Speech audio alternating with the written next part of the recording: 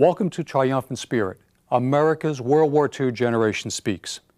This program is a series of broadcasts featuring the stories of a generation that fought and won the Second World War.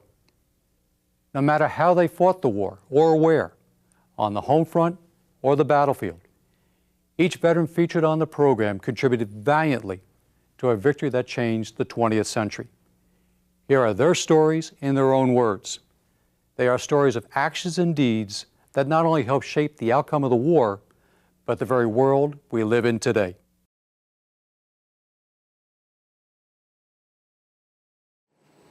Good morning.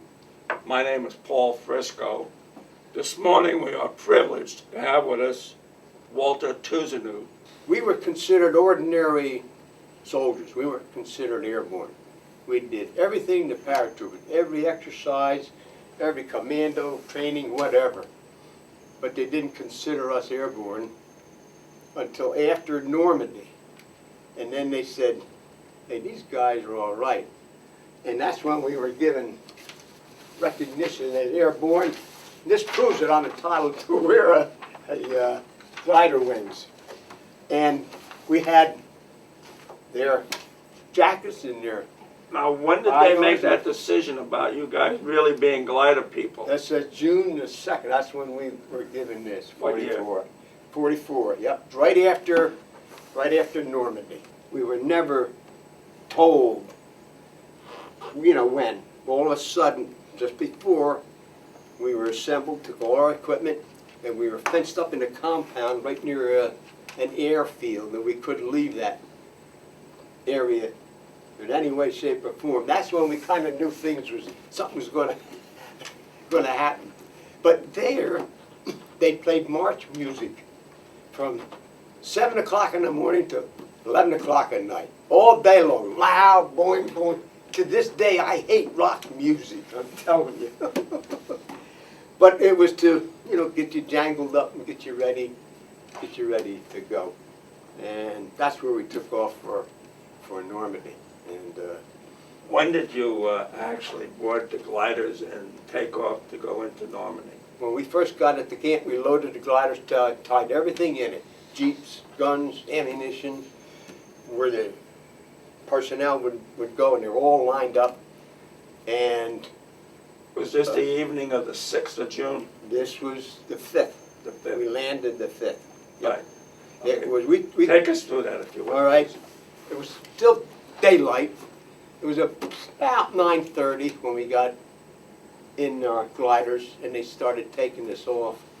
Of course, there were a lot of planes and gliders, so they had to take off and circle around quite a bit with all of the planes to get together so they could get in formation so they could land over our drop zone as near the same time as possible. So we were in the air for quite a while circling around before we finally started over the English Channel. We could see it was getting dark. And we could see the ships all along lined up. Were you under air attack in your crossing? When we got to the coastline of Normandy, yes, we could see the tracers coming up at us. And you hear ting, ting going through the canvas wings. And your target area was St. Mary-Glise? St. Mary-Glise, yep. That was a tough landing, wasn't it? That was a tough landing. We had 27 gliders in our battalion. 2 of them landed safely, and I was in one of them. I thought everybody landed. How did you know, you know? But it was almost pitch black by the time we landed.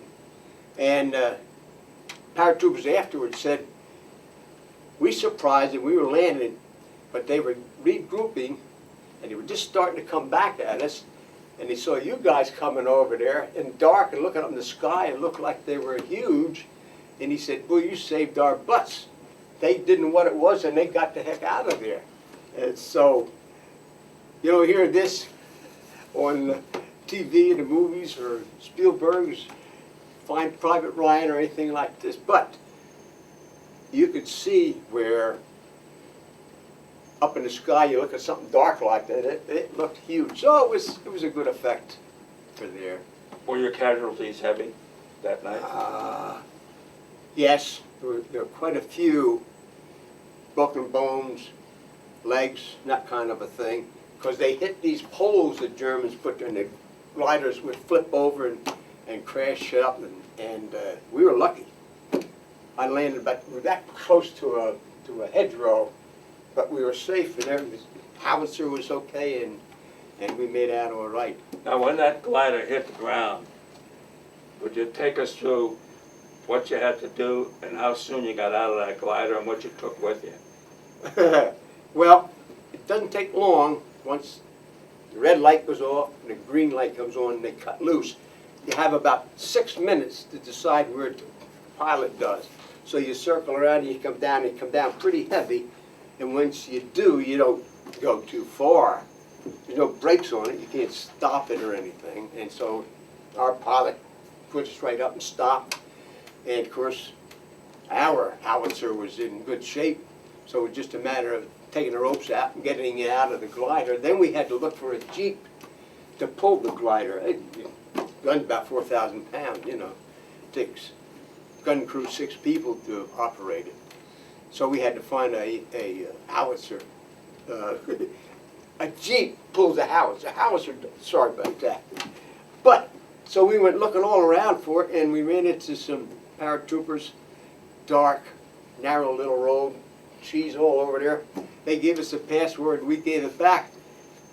Hey, you idiots, that password's dead. Why don't you get the new one? I said, well, what time is it? He says, hey, it's almost 1:30. I said, we had it good until then. We didn't know. We didn't get the change. So he said, well, that's it. You better not screw up anymore. Okay, thanks a lot. So he said, there's a Jeep down the road there. I said, oh, good. So we down and got the Jeep from back. What was your, Hooked it up. I'm sorry, what was your objective? We had to find a Jeep, took our howitzers up to assemble in an area where we could line up our howitzers and start fighting You were wherever supposed we to meet needed up with other units? Yes, we had 6 guns. We were to meet them and get together as soon as we could. And was the plan to march towards the sea or inland? We were there to fire on the Germans. We located a field where they had tanks, trucks, ammunition, bivouac area, and that's where we initially opened up and did a pretty good job at destroying them. And we wound up with the casing shells would come out. We had a pile, oh, that high from fire. In fact, we had to wait and cool off the guns a little bit before we were firing so much. And while there, this trooper comes by and says, hey, is that thing any good? What do you mean? He said, we got a tank up here, we can't get by it. Okay. So the crew would grab armor piercing shells, 3 of them, hooked up, went up, and the gun from the tank was pointing away from us, couldn't see it, a good thing.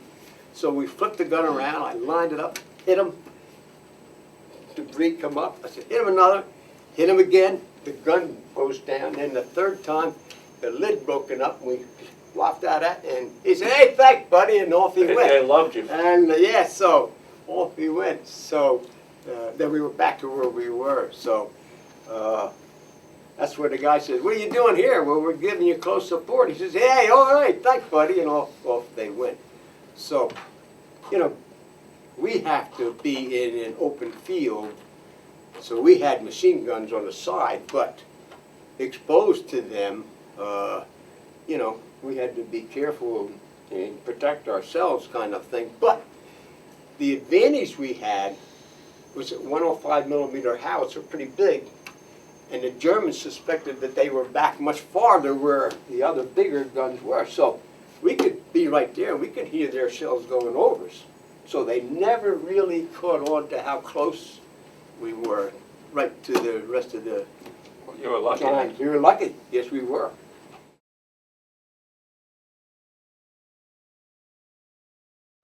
Good afternoon.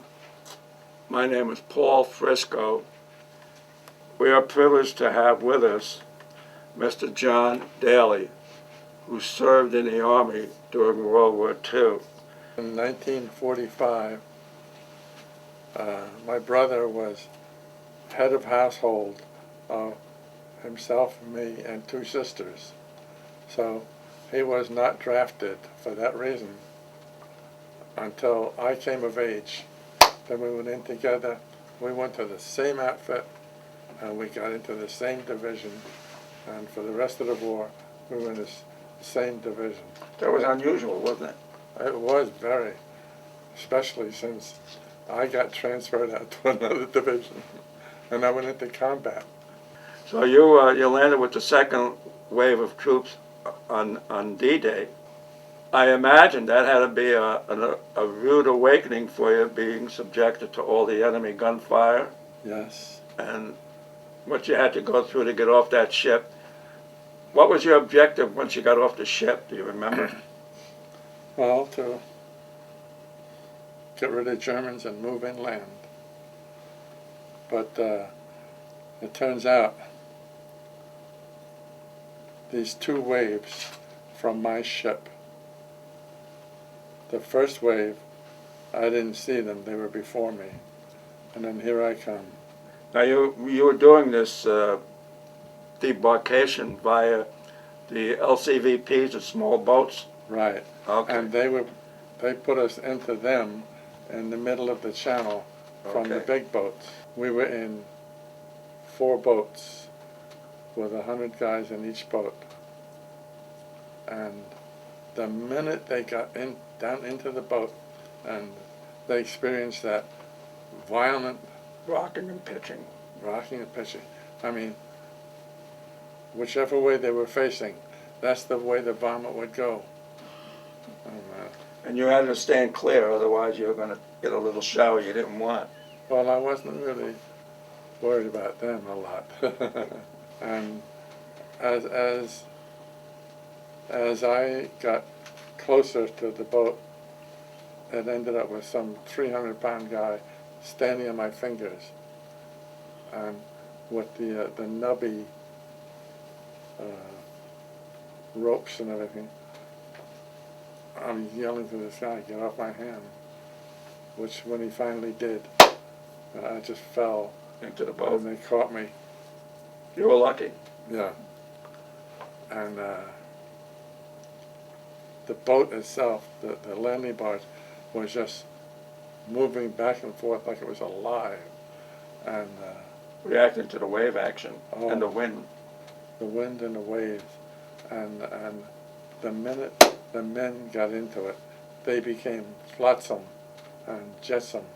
Just didn't know how to stand up, and I didn't fall down because I was holding on to the side. So the only ones alive and well were me and the driver, The coxswain. the coxswain, who was up on his little iron house. Then we were stopped by gunfire. I worked my way in towards the shore, 200 dead bodies. They were in the water. Yeah.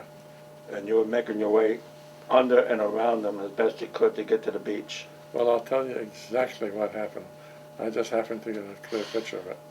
As I was working my way in towards the land so that I didn't get slaughtered also, there was a man, an American, huddled behind a metal obstacle, which was like a piece of a ship that got blown there, and it was right on the edge of the water. He was in the water, and I never saw anybody shake like that. And he'd been there since the morning hours of he was the first wave. Okay. And he was shaking so much that I tried to get him to stop. And I reached up and I touched his arm, and he thought I was going to pull him. So he wanted to punch me. And he was shot in here and out here, and he went down. So I just grabbed him, and I threw him up onto the beach where his head wouldn't drown. And then I said, "That's it." And I took off. And I'm running up the beach, and the beach was just... Were you running alone or were you running with Alone. others? I was alone. Okay. All my guys were dead. Did you have any idea where you're supposed to go? No, I'm making it up as I go along. Okay. And now I'm started to run up this beach, and with the fort looking right at me in the middle of the beach, a white fort. And why did they make us land in front of a white fort, infantry? So, Is that what you were running towards, was that fort? well, It was a German. well, I was running to get up past it. You were trying to get around it. Yeah. Did you have orders to destroy that gun emplacement at all? Do you remember? No, but I got it blown to bits Okay. by something I was doing. Where'd you get the ammunition? What'd you use, dynamite or? I used an American destroyer, and Those guys were pretty good with their marksmanship. well, I had to get them to shoot into holes this size. So this one destroyer, my division commander was on a ship, and He was a spotter for the guns on the Navy ships. well, I got his number so I could talk to him about what I wanted to do. And He was I an asked him for advanced the radio name. man. Okay, thank you. I asked him for the name of a destroyer and that I could talk to. And I was on the beach, and the beach and all the ships at sea were eye level with me. Thousands of ships. And So you're radioing information to where Oh. these guns are and where these the guns aboard the ship should be firing and directing their fire. And you're still taking a lot of fire from the enemy. yeah, they were firing at us. Okay. I see you have a presentation here for the Purple Heart. Where did you get wounded? I had this Browning automatic rifle, Right. which I just absolutely fell in love with. How do you fall in love with a weapon? Very easily in situations like that. Because It's going to keep you alive. it was high-powered and it could fire many, many bullets without running out.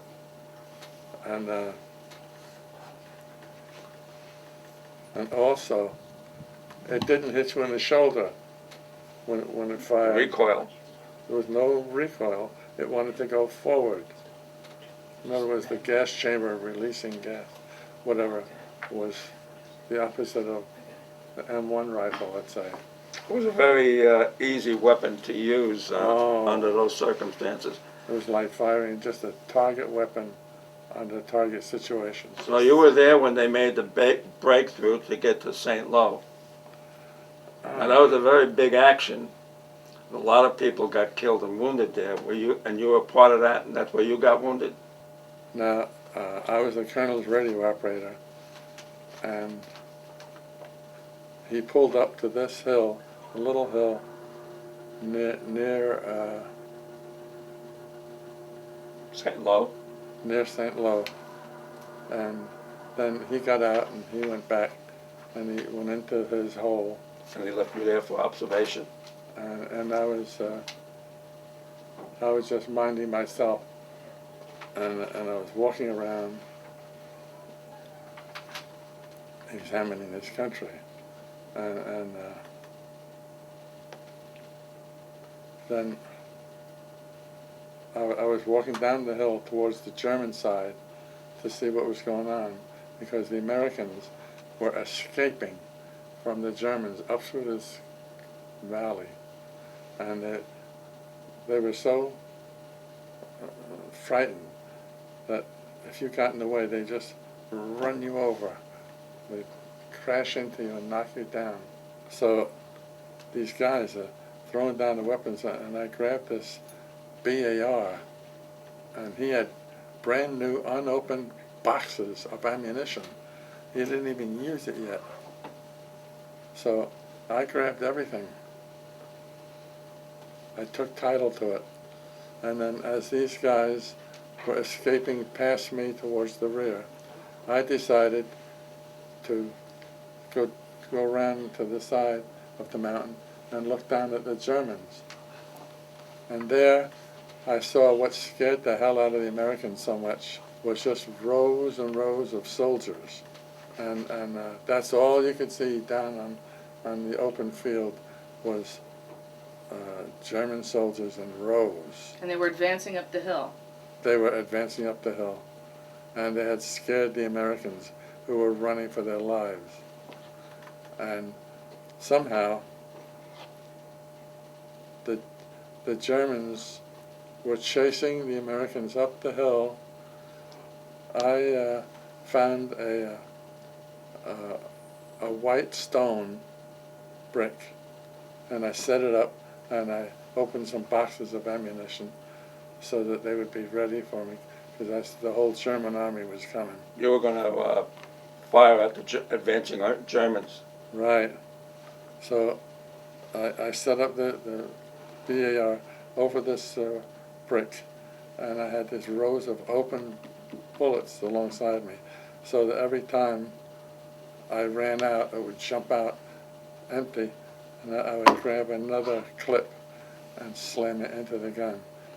You're firing at these Germans, and you're obviously hitting them, and they're falling, and you were keeping this up for quite a period of time because you had a lot of ammunition. Yeah. Were you alone? Absolutely. Okay. That took a lot of nerve on your part, a lot of guts, to decide to stay there and fend off this advancing horde of German soldiers. I have great respect for you for that. Did the Germans ever manage to overrun your position?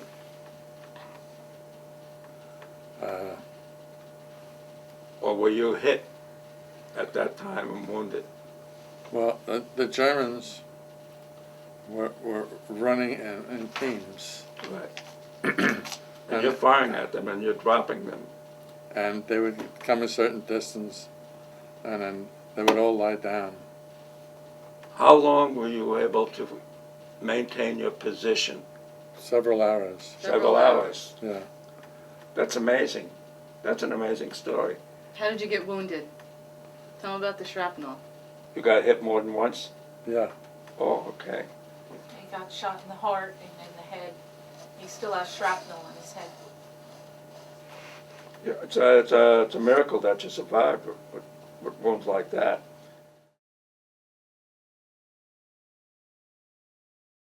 Good morning. My name is Paul J. Frisco. This morning we are privileged to have with us Mr. Ken Johnson, who served in the Airborne during World War II. Ken, why don't you start out and tell us when and why you went into the service? Well, I guess it was patriotism. Was really I enlisted. My mother and dad came from Sweden when they were young, and they had a good life. Look at the camera. And I felt that we owed something to the country, so I wanted to be in an outfit that I could be proud of, and that's why I enlisted in the Airborne. So there were rumors beginning to circulate that D-Day, wherever it was going to be happening soon. Yes. Kept growing. Well, yeah, and we were raring to go. We were raring to go. Well, they put us through such training, we just couldn't wait, We'd never been in combat before. So, we were really gung-ho. How about when the word finally came, you guys were going to go? Could you tell us about the preparation and leading right up to your boarding the planes? Yeah, they took us down Exeter, and it was a big encampment, airfield right adjacent to it. And it fed us pretty good, but you couldn't go out. Once you got in that encampment, you stayed there. And they had sand tables and maps all on billboards. We had to go through that 40 times a day almost. So you're constant. So you knew where you were going to jump. We do the sand tables illustrate every little church, a little house, whatever it was in that whole landscape. And your target area is what?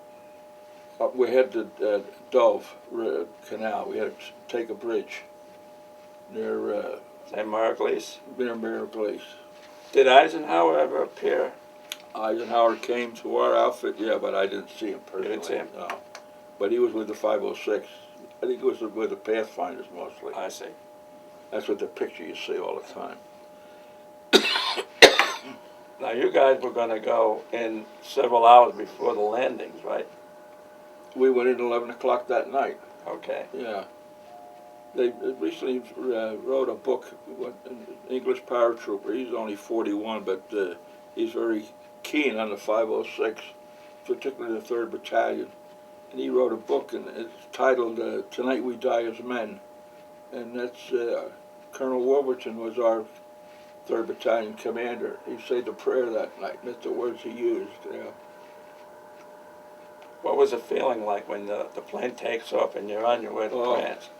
What was going on in your mind in the plane? We were very gung-ho, but before we got on board, we had to carry extra ammunition and everything because we had to bring everything with us that we were going to use while we were there. Well, you had an objective. You had to get to that bridge and hold it, right? Oh, sure. So we had extra hand grenades. Even I had to carry a mine. And I had to carry the machine gun. And we never jumped with a machine gun before. You guys were loaded for bear. Yep. We weighed about almost the same, our weight plus. Any conversation during the flight amongst the crew? Oh, gung-ho. Were you all talking? Well, once we got on board, it wasn't much conversation. They had lighting cigarettes, but it was so noisy, you know. Yeah. But then you're all within your own thoughts, right? All thoughts, yeah. And of course, as they say, I was number 2 man in the door. Now you're 19 or 20 at this 20. time? Okay. Yeah. So now you're in the air and you're going across the channel, and you're now approaching France. Take it from there. What happened? Well, when I think of Macy's 4th of July, that's what it looked like. The sky was all lit up like Pyrotechnics. Unbelievable. And I was number 2 man in the door, so I could see a lot of that stuff. A lot of anti-aircraft fire. A lot of it. And bullets were going through our plane. One of the planes was shot down. I thought about it after. I just hoped they all got out, you know. Because the lieutenant being the number 1 man in the door, and I'm number 2. If we got shot down, we would have gotten out. But the other guys probably wouldn't make it. You know, it takes a lot to get 16, 18 men out that door, even though you're right next to one another. But we just had bullets going through the plane, but no one in our ship was hit. So you're now over the St. Marguerite area, and the green light goes on. And I kicked the lieutenant. Imagine I could kick an officer in the butt. He was one, you were number 2, right? Yeah, I was number 2, he was number 1. Yeah, out we went. And you're catching enemy fire from the ground, aren't you? Yeah, but we didn't get hit. You know, some guys did, of course. But we found out later that the planes, you know, normally when you jump, the plane should fly 180 miles an hour. When those pilots, they guess saw what was going on there, they wanted to get out of there quick. So they flying at 230 miles an hour. I'll bet. So when I went out, and I remember I got that machine gun tied to me, you know, and I could hardly move. What did that weigh? When I got on the plane, they had to push me in the plane because you had 2 steps. And I couldn't. I got one leg up. I couldn't get the other leg. I was so heavy. It's not funny. I don't mean to be laughing. No, now when I think of it. What did that gun weigh? Plus your own. Oh, the gun weighed 31 pounds. And what was the total weight with everything else? I probably weighed 120 pounds more than I was. You could hardly move. You know, you had a Mae West on that you dropped in the channel. So now you're in the chute and you're coming down. What's going through your mind? What actually happened was when the prop blast was so powerful that when I dropped out of the plane, it threw my body up. Right. Now when that chute opened, that shock, it broke the machine gun off me. Did it? And so my leg was swinging out, and I broke my leg. Oh, I broke my ankle and smashed my metatarsal. So I was in awful pain. So you were a casualty before you even got to the ground. Yep, and we're only about 300 feet off the ground, you know, which is the way you should do. The chute's supposed to break your fall and you hit the ground. So luckily, my lieutenant was right there, and Sam Porter, who was my assistant gunner, they were all close to me. I got out of my chute. Of course, the lieutenant, come on, we got to get going, Johnson. You know, so off we go. And I could walk. Okay. But the pain was excruciating. And I kept falling behind. He said, come on, Johnson, come on. I said, I'm coming. You know, and after a while, Sam, who was followed me, he said, Lieutenant, Ken's hurt. He said, what do you mean he's hurt? Well, I don't know. He's limping like crazy. He got me he broke off a stick from a fence post to give me a crutch. Oh. You know, but that didn't help too much. But so when he asked me what happened, I said, I don't know. I think I broke my leg. He said, you what? I said, I think I broke my leg. He said, well, you can't come with us. We can't wait for you. We got a mission to do, you know. And I was annoyed with myself because here's I got a mission. Here I'm fouling the whole thing up with a broken leg. Now, at that point, were you aware that you had been missing some men, or were you all survived that jump? I never thought about the other guys, you know. Okay. And so he said, I want you to stay. Find yourself a shell hole and you stay there. We'll come back another day and pick you up. I said, okay. So he started off again, and I said, you know, I followed him anyway. He said, I told you I want you to go in a shell hole. I said, I'm looking for a shell hole. Oh, okay. So off they went, and I started fading behind. But I tried to stay with them. Now I'm all alone, you know. But you still got your machine gun. No, I don't have any Oh, machine you gave that up? We lost that. So you have your own, that dropped. I had a Foley stock carbine, which is tied to your belt and your weight and your ankle. But I never had faith in that weapon. You know, I figured if you shoot that thing 100 yards, you're liable to shoot yourself. You know, it wasn't that accurate. What about the Germans, now that you're on the ground, and now that you're being left behind? That was my concern, you know, because I had my cricket. I brought a cricket with me to show you. Okay. Wherever it is, I'll show you. Want it now? Whatever, yeah. Where is it? Oh, here, it's in here.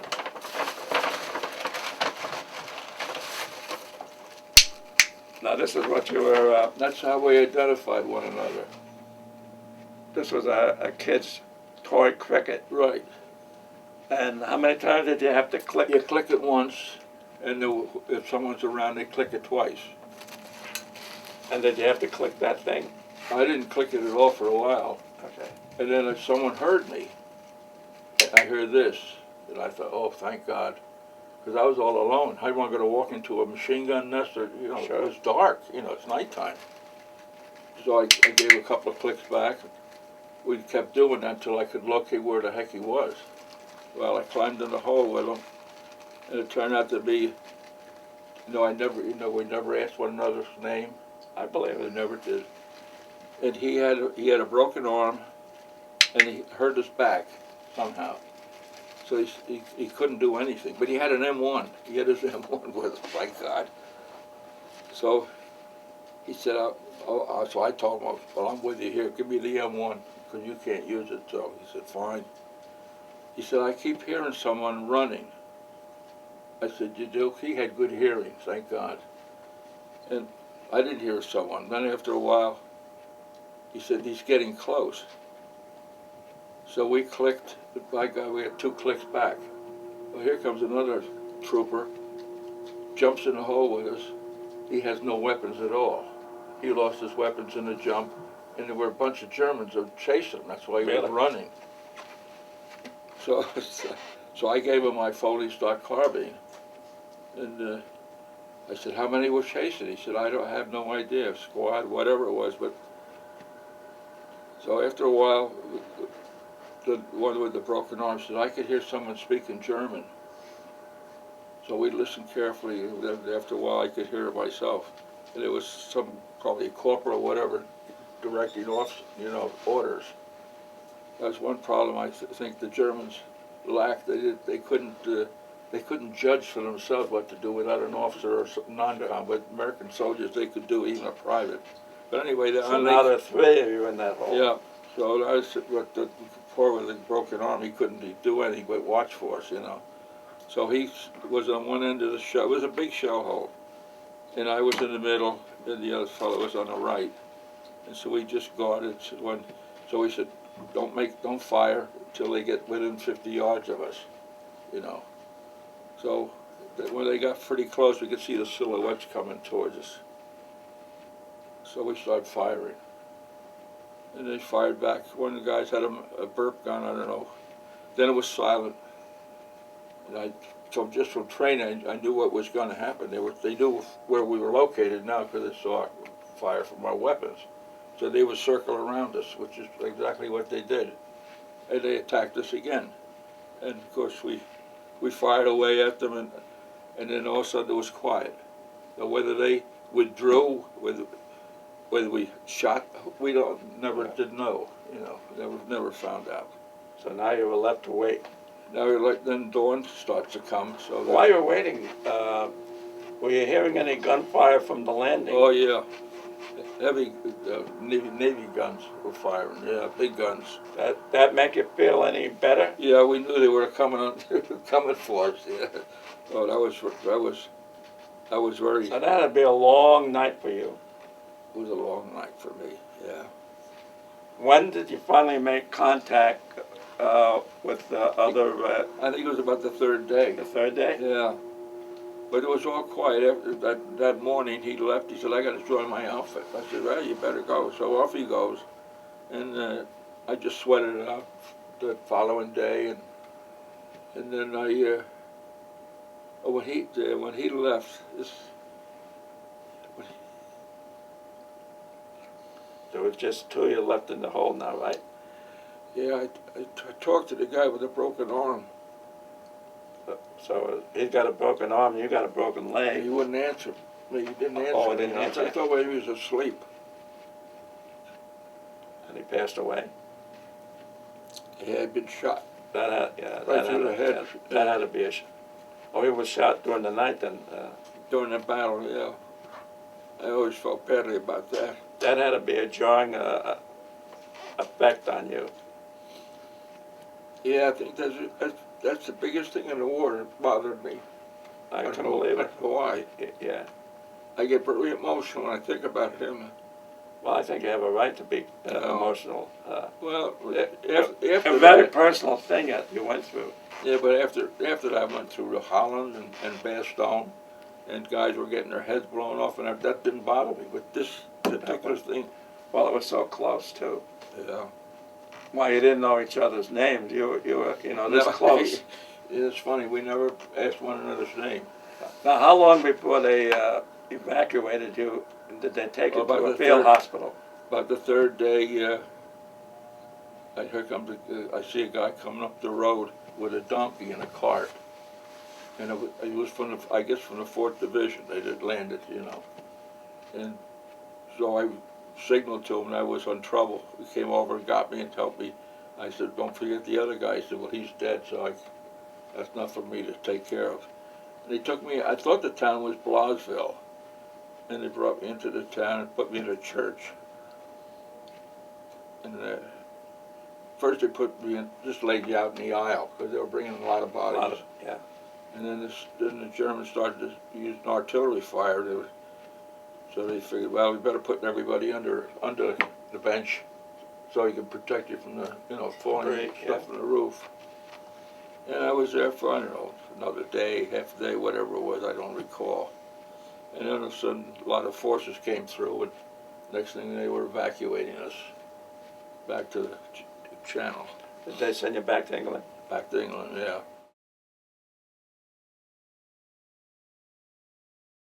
Good morning.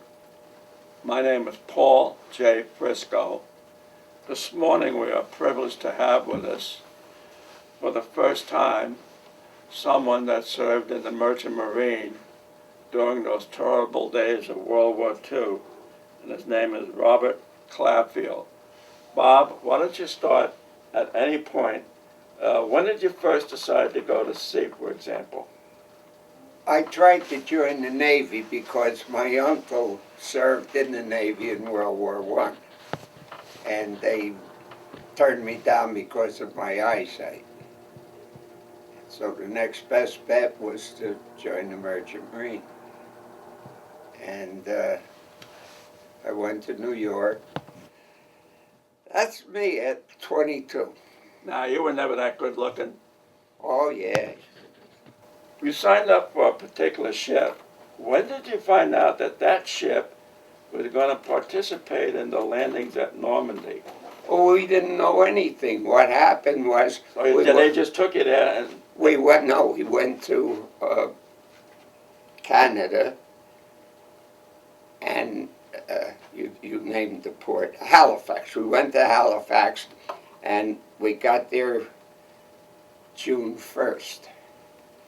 And normal traffic, we had been there a number of times on different ships, and normal traffic. And the next morning we woke up with bugles. And our chief engineer was a big Scowegian. He said, something wrong, bugles. He went out on deck, and we were laying next to the Texas. Battleship. Battlewagon. No, the whole Atlantic Fleet was in there. And he said, I just came from the Philippine invasion, and now we're on our way to another one. We left with the invasion fleet next morning and sailed down to Land's End. The sky was black with planes. You could swim from ship to ship. Unfortunately, our group went to Normandy Beach, and they were having anti-invasion tactics. And those poor guys, as they came on the beach, they got slaughtered, and we watched it. Anyway, they decided that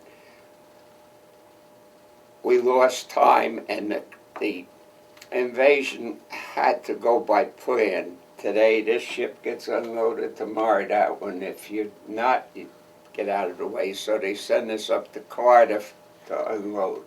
Then we came back to New York, and then a couple of trips to You didn't France. suffer any casualties at Normandy? Who Your ship? Oh, I never got, it was on a ship that got hit. I saw torpedoes go past us. I saw planes bombing. You're living a charmed life. Well, I was very grateful for it.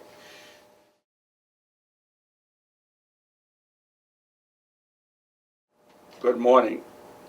My name is Paul J. Frisco, and it's an honor for me to introduce Mr. Michael Del Pryor, who is about to celebrate his 94th birthday, and he has agreed to come and share the story of his service in the Army during World War II. Michael, I'd like you to start out. When and why did you go into the service? Well, I have to admit I was drafted, like a lot of other people during World War II. And I didn't have a choice. I was in my early 20s, just got married. And Well, that was a good reason not to rush in. well, I was deferred for about 6 months, and then I got over there in time to get to England. And How long were you in England? 8 months. 8 months. I remember that well. Okay. We just loaded up in the trucks and drove, and we didn't know anything about where we were going until we reached the port where we were leaving from.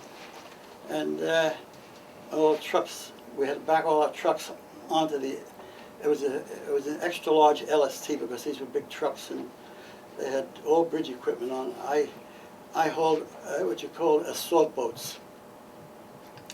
These assault boats were used for crossing a river with the troops before, just before you started to land at the bridge building.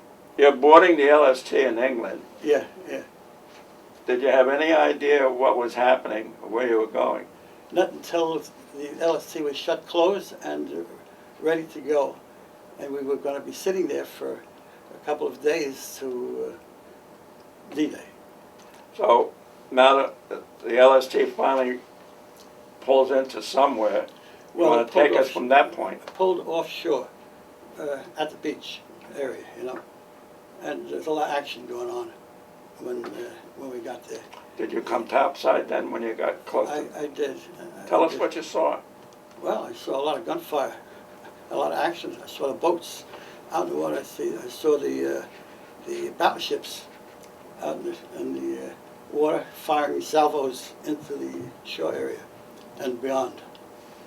And You were still held back and were not sent into the beach well, yet. I couldn't.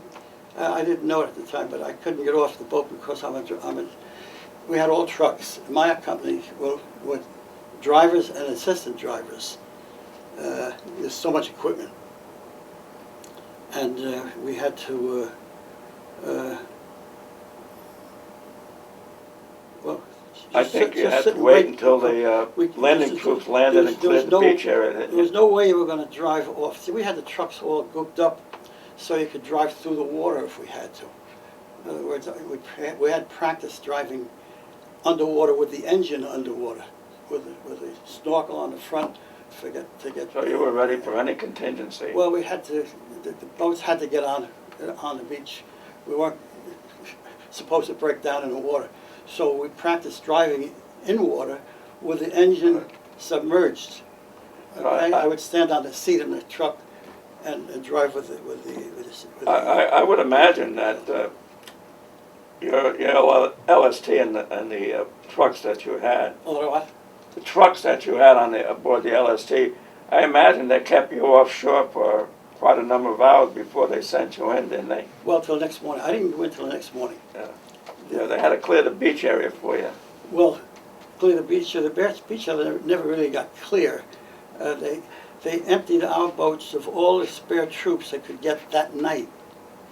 Okay, and brought them to the beach because Things were not going too good. They weren't going too good. That's right. They needed more bodies, I guess. But the only ones they left on the boat were the drivers and the assistant drivers. So I was fortunate there because we lost a lot of the guys who were on my boat. You were fortunate. So now you're in your truck and you got the order, get to the beach, and you had a destination. I'd like you to tell us a little more what you saw and experienced on the beaches before you pulled away. Well, it goes without saying, the beaches still had all the bodies on from the night before and the day before, which was D-Day, okay? So the action was there. And what I had to do was drive in and out and get around and get into the hedgerows. We were being shot at. Well, we had shot at, we were getting a lot of shrapnel. The big guns from Germany were being funneled at the beach, okay? So there's a lot of shrapnel and flying around. And we managed to get all the trucks out, but I had to drive into the hedgerows to develop a place to park temporarily until we were able to move out. So that wasn't going to be any time soon because we were there for about 5-6 weeks. I forget how long it was. The Germans put up a stiff resistance we had in the to stay hedgerows. on the beach. There was so much that had to be done yet. Nothing was moving too much. The lines were not moving forward because we're still beach area and immediately behind the beach area. And they had to go to, maybe remember Saint-Lô. I don't remember the names of the French towns, but they had another. Well, Saint-Lô is where they had the breakout. There's another area down there to the south of us, really. Then you had the English north of us. So the Omaha Beach was like central between the English and the southern end of the American landing area.